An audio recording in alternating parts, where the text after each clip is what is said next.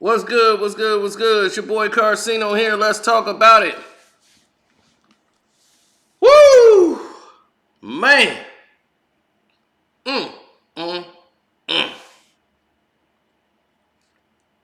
Black folks, can I speak to y'all for a minute, please? And I'm saying black folks because it's only black folks that are saying this. Can you stop every time somebody bring up news about M.A. Udoka? What about Favre? I understand what you're trying to say, but telling a YouTuber, what about Favre? When you could be telling CNN, what about Favre? Fox TV, ABC News, NBC News, ESPN, what about Favre? We spoke on Brett Favre. We covered it. There was nothing new to add. Now we have something new to add. So yes, we will talk about Brett Favre. See, the Brett Favre case is different in this retrospect.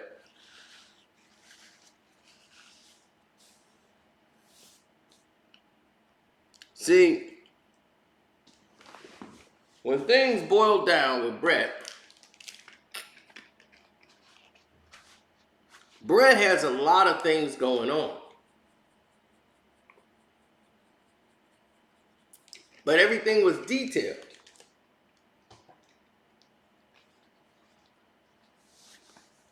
But he's in Mississippi, where a lot of stuff happened and don't nobody really see it, don't know about it, nothing. Now, Brett Favre is being attacked over this welfare scandal, mainly by the liberal media, because of his support for Donald Trump. And now he will be represented by one of Donald Trump's lawyers, which don't look good for Brett Favre. Just don't. If I'm Brett Favre, I know two things for certain. This is not going to make me look good.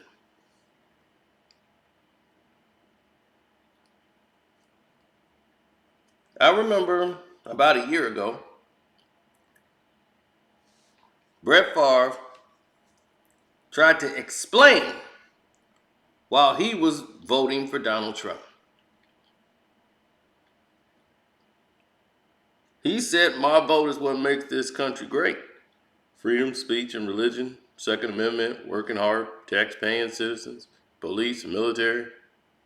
We have freedom of choice, and we should all, respect that. For me, these principles are the reason I vote for Donald Trump.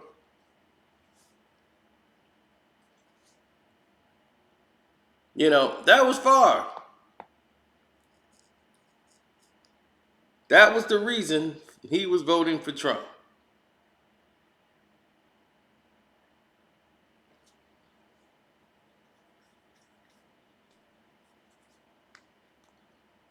Now,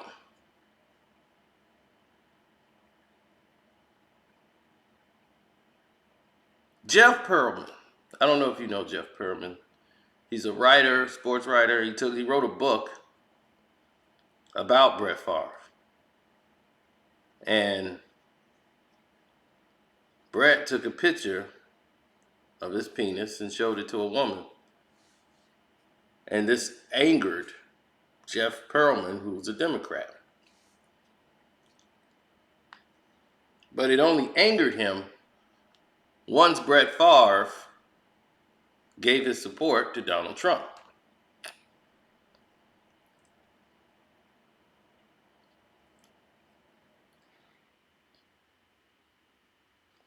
Now, back in 2020, the $1.1 million, the welfare dollars that he owed, he didn't pay back. the state's auditors had not finished paying back the $1.1 million of welfare money that it was said to have clarified or unclarified the situation. Now, the vote is what makes this country great. Freedom of speech, etc. So now, far failing to throw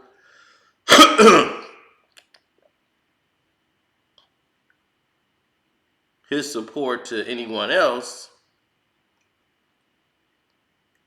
except for Donald Trump, has put everyone in the grease.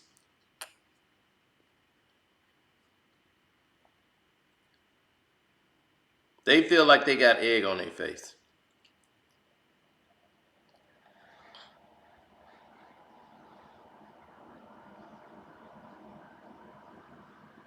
Um, Jay Cutler, another Trump supporter. You know, these guys seem like they come from a point of entitlement. Jay is very arrogant, very it's my way or the highway type of attitude.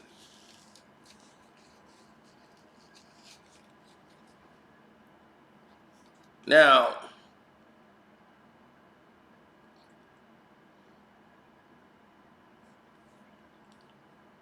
the way I see it, you have people that are on one side of the coin, they're pro everything that's moving in the right direction.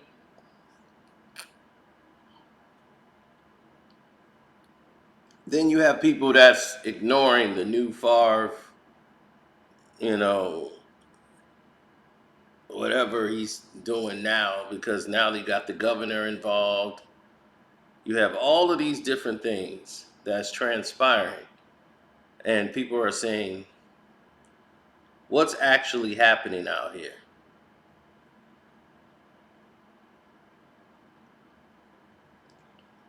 What's going on? It's pretty sad to me because Brett Favre's case is so cut and dried. And this is somebody who's been like one of my favorite players in football to watch. Grew up being a fan of watching Favre play. And I was a Bears fan. But I knew how special Favre was as a player. Way better than that punk Rodgers. But you look at everything in totality, Brett feels he could do whatever he wants to do.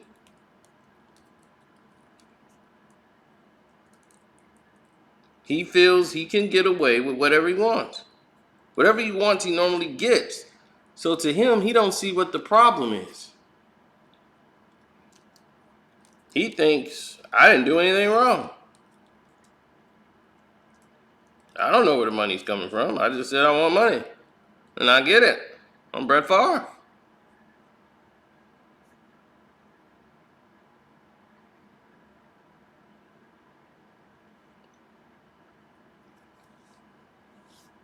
So Eric Hirschman is going to be representing him. He was the top White House lawyer for Trump. Not that dopey guy that folded. That Cohen guy. Cohen was just there to handle a transaction with him and a porn star. He do low-level stuff. So, but when they try to make it look like this is Donald Trump's main friend, it's like, okay, all right, let's slow down.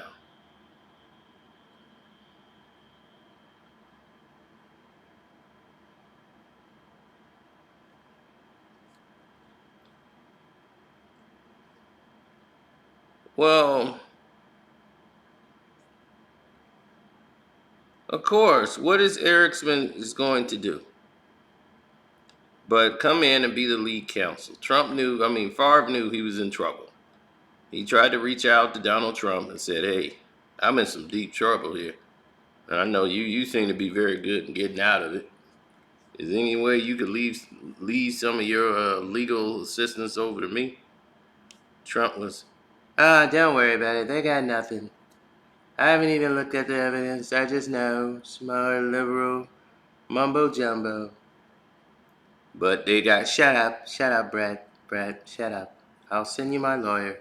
I'll send Eric over there. And he'll find someone else to blame it on. He's a liberal Democrat. Probably Hillary Clinton's friends.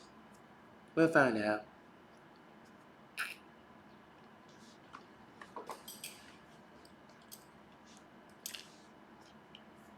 So, what Eric Hirschman is going to do is come out and say, oh, he basically did say it. Damn. I must be psychic. He came out and said he only agreed to represent Brett Favre after he did his independent due diligence already and was convinced that he did nothing wrong. Brett enthusiastically tried to help his alma mater, a public university that needed and wanted his help. To be clear, Brett had no idea that welfare funds were being used or that others were involved in illegal conduct. Brett didn't know. It's amazing how quickly he came up with this information as soon as he was hired. it's amazing. It's a miracle. Now, Mississippi is one of the poorest states in America. Brett Favre is one of the richest people that lives in Mississippi. Why can't he put his own money into it? Huh? Use some of that Copperfit money. So the Department of Human Resources for Mississippi filed a civil lawsuit in May against Favre to recover more than $20 million in squandered public money. Okay?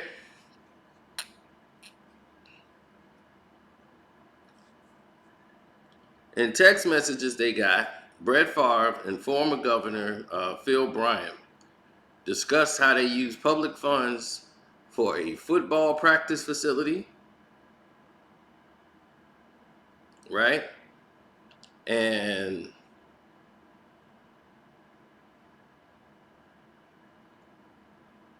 Brett Favre has been in the crosshairs for a long time. But these incidents are from years ago.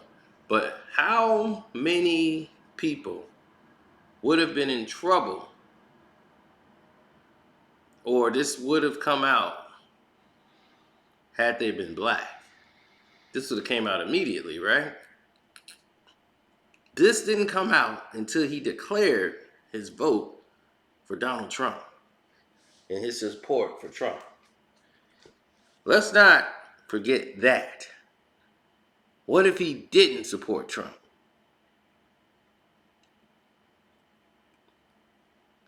Would he be going through all of this?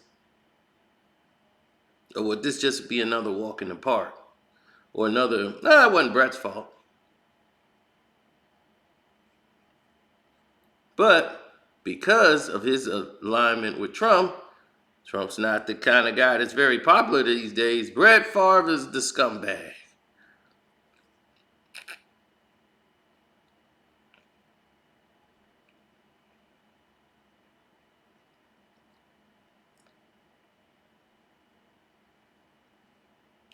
Nope.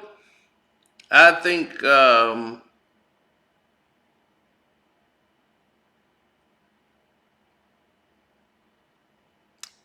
think that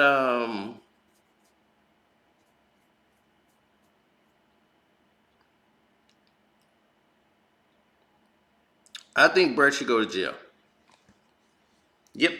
Brett's got to get locked up for this. Because this isn't the first incident. And he's in partied with everyone else. Him, the governor, former governor, everybody should be locked up. But nobody's looking for jail time. They're looking at money.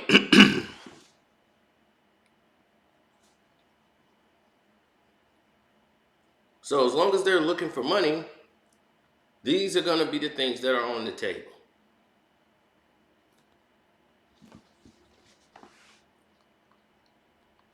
Right? They're not caring about if Brett Favre goes to jail. They're thinking about, how can I benefit off Brett Favre going to jail? And that's what's hurting this country right now. That's what's hurting this nation right now. So we're going to have to double back and talk about this if more information is presented. But as of right now, this does not look good for Favre, man. Not at all. He's in the grease. I don't know if there's any wiggle room for him to get out.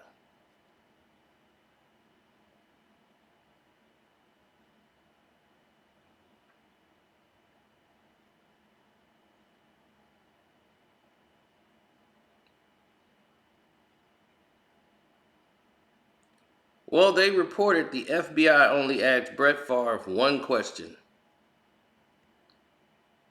That's it.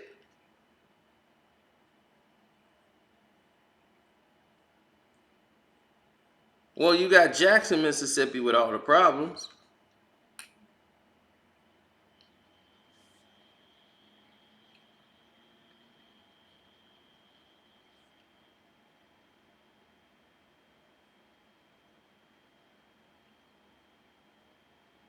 Over the welfare scandal, he was offered. The agents asked him, "Have you ever been to Tupelo?" And Brett said, when he was 9 years old with his daddy. Why? What is this? Was that about? They said, "You've never been to Tupelo, or Tupelo, or whatever." And he said, courses come to find out later that he had a no-show in Tupelo, and it had been headlines. So he had never been to the place, but was supposed to do a meet and greet or something there, but he didn't do it. He was a no-show and was paid for it. So this came out to be the controversy.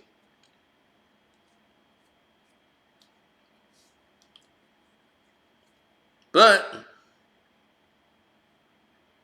the FBI was doing this on behest of him supporting Trump.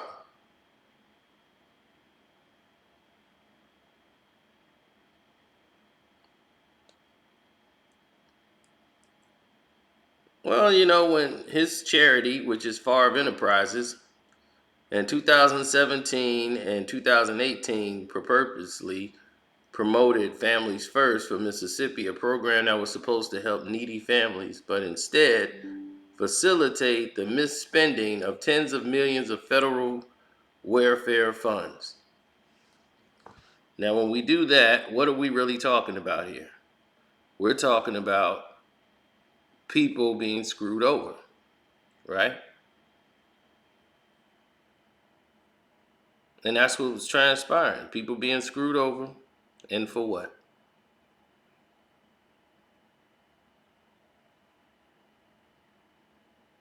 Tens of millions of dollars. And now you got Jackson, Mississippi with dirty water.